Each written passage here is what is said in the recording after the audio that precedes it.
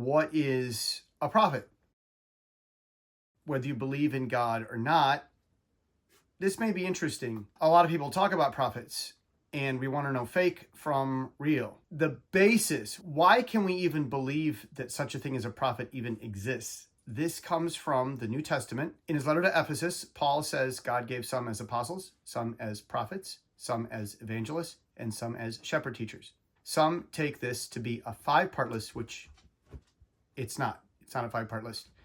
Actually, looking at the Greek, we have a list within a list. There's 2 ways of doing a list in Greek. One is men, day, day, day, day. The other is to use kai, which is like and. And so men, day, day, day is on the one hand, but then on the other, but then on the other, but then on the other, but then on the other. And Paul uses both. So the shepherd teacher uses that kai at the end.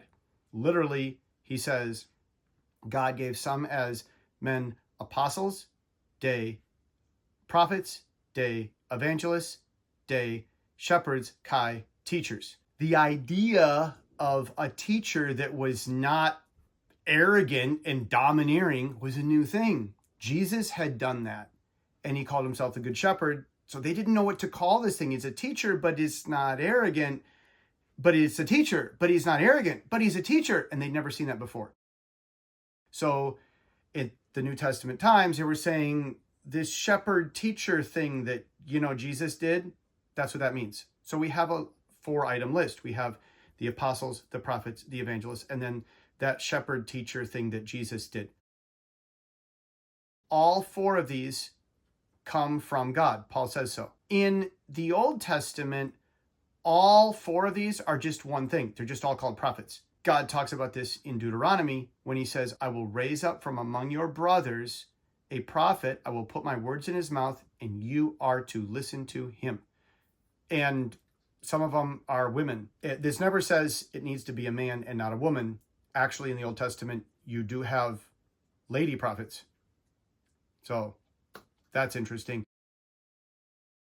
The very last verse of the Old Testament talks about the greatest of all prophets, John the Baptist, who is Elijah. Jesus even says that John is Elijah. He with an ear, let him hear. But that's another discussion. In the last verse of the Old Testament, God says, I'm sending Elijah, which is John the Baptist, and he will turn the hearts of the parents and the children to love each other. Otherwise, I will have to strike the land with a decree of destruction. That actually is the work of an evangelist, for people to turn their hearts around toward love. In the Old Testament, it's just all prophecy. And John the Baptist is in the New Testament, but he's the last of the Old Testament style prophets. And again, John the Baptist did 0 miracles. He only pointed to Jesus, and that made him the greatest of prophets. Doing miracles is not the work of a prophet or an apostle or anybody. They might do it, but they might not. So John was called a prophet. He did the work of an evangelist, and he did no miracles, and he was the greatest of all simply because he pointed to Jesus. And that, above all, is the thing to remember. Prophecy points to Jesus. Drake! Stop walking! In Jesus' name, guide this dog, be quiet. Lay down. Lay down. I love you. I love you. I love you. Lay down. Stay. Some people try to take these 4 things in Ephesians 4:11 and turn them into 5 things: apostles, prophets, evangelists, pastors, and teachers, making the last 2 of them into a job, a job that churches can hire and fire, because they also want to say that the other 3, evangelists, apostles, and prophets, are a job that the church can fire so that they don't have to listen to prophets.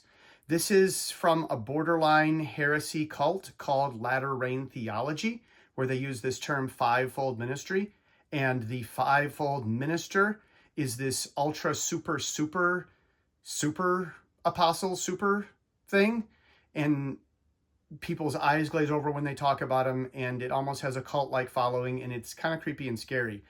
And Latter Rain Theology actually teaches if pastors or leaders fully submit to this fivefold ministry person, then they will become the manifested sons of God. They'll never get sick. Their families will never have trouble. They'll never get a speeding ticket. And I guess they don't really say so, but if you do have trouble, your kids get in trouble, you get a speeding ticket, it proves that you're not in full submission. But if you are in full submission to the fivefold minister, then judges and school board leaders and mayors and senators and presidents will obey you one day. It's really weird and creepy. And that's latter-rain theology, and that's where the term fivefold ministry comes from. So we're not going to use that term fivefold ministry. They just want to turn all these, including prophet, into a job where this super pastor, super apostle person can just have his excuse to not listen to people. So yeah, we're not going to go there. In fact, I'm not supposed to know this, but in Kansas City, IHOP, a House of Prayer, Kansas City's early days, and Vineyard, they were together, and there was actually some big concern about whether these guys were latter-rain theology. And in the end, we know absolutely not. No, Kansas City is not latter-rain theology. They never were. They never want to be. And Vineyard didn't want them to be. And thankfully, they all know that now. But it was a big deal because nobody wants to be latter-rain theology. So we're going to avoid that term fivefold ministry because nobody wants that. That's like creepy, scary. Whether you believe in God or not, if you hear people use the term fivefold ministry, run. That's wanting super leader where the president obeys the pastor. That's creepy and that's weird.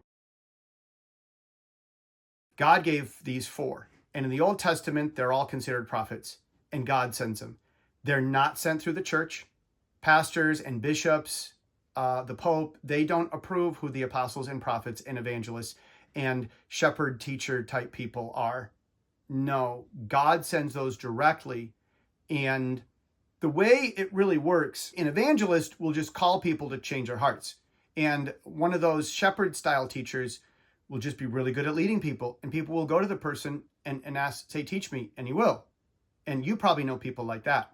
Well, God just made them like that. And you just know you can talk to that person. You probably have a shepherd teacher there. And prophets, apostles, very much the same. They'll just give advice and the people will listen and God will back it up. The key in all this is with any type of prophecy, any message from any of these people, it's just a mailman. That person gets the word from God or something, like they're praying, they have a feeling, they just really want to say it. They deliver it and then they don't care. God somehow stirs that person's heart to want to go say something to people, and the person, the prophet or whatever, goes and says it. And then it's like, oh, okay, that's over. And then the person can stop thinking about it and go live his life because that's what God was doing to make that person want to say that. The person doesn't care what people say about it. They don't care what people think about it. They don't care what people do. They just go say it. That's it. If God sends a prophet to you, and God has sent several prophets to me with messages, and they tell you the message, you don't want to answer. You don't want to say anything back. Like I've had a prophet lady that would call people and she would leave messages on my phone and she'd say, God says, do this. And then she'd hang up. And I'm like, wow, thanks. That really makes sense. And I never answer her. I might say thank you, but that's it.